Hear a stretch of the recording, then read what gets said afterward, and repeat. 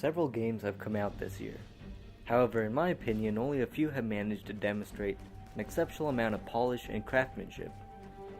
After completing Naughty Dog's Uncharted 4 Thief's End, I can confidently say it masterfully exemplifies those qualities.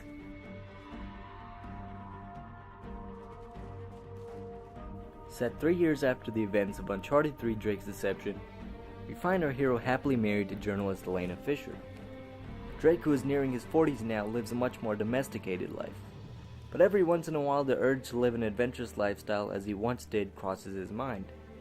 Now knowing the repercussions of such a lifestyle, Nate decides to put it all behind him and work a desk job. What ends up propelling Nate back into the life of fortune hunting is the sudden arrival of his brother Sam, who Nate believed died 15 years ago. Sam informs Nate about how Hector Alcazar, a Panamanian drug lord, helped him escape prison. However, in return, Sam must bring him half of Henry Avery's treasure within 3 months. With this knowledge, Nate eagerly springs to action to help Sam, and thus the adventure begins. Uncharted 4's story is just one of many great things about this game. Another portion of the game that demonstrates an exceptional level of polish and craftsmanship is the environments. From its lush jungles to its gorgeous vistas, Uncharted 4 is a beauty to boot. Each environment is beautifully crafted, and not one area feels lackluster.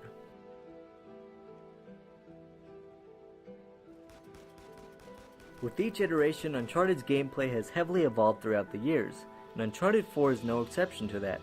It is made quite clear that Naughty Dog's previous game, The Last of Us, has heavily played a part in shaping the gameplay for this 4th installment, and it is great.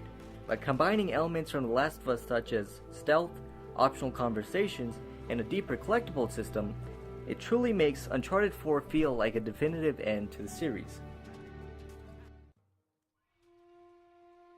Naughty Dog definitely wanted to send this game off with a bang, and to do so they've equipped Drake with an assortment of new toys. Besides the fact that stealth is a much more viable tool this time around, Drake also has a rope at his disposal. The rope is a very versatile tool and is used not only for combat purposes but also for exploration and traversal. Speaking of traversal, from time to time, Nate will be given a boat or a 4x4.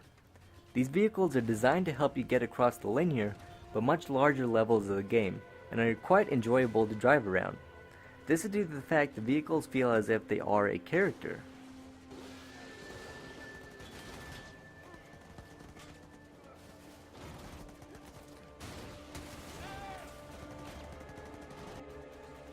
Gunplay consists of your typical third-person cover-based shooting, but is varied due to the rope and vehicles now being at your disposal.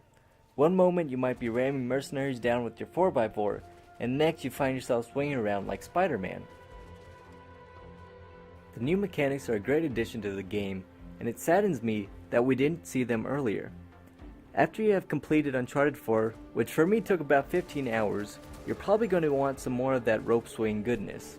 Well, fear not, because Uncharted 4 also has a multiplayer element. Currently, the multiplayer only has 3 modes, which are Team Deathmatch, Plunder, and Command. Naughty Dog has stated more modes will be coming out, such as Co-op, as the year goes by. I found all 3 modes are very enjoyable, however I did find it a bit annoying that similar to many other multiplayer games, other modes are overlooked, while Team Deathmatch you can find a game instantaneously.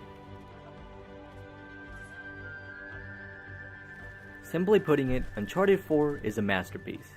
It is an exceptional send-off to such a well-established franchise, and it makes me proud of how much gaming has evolved.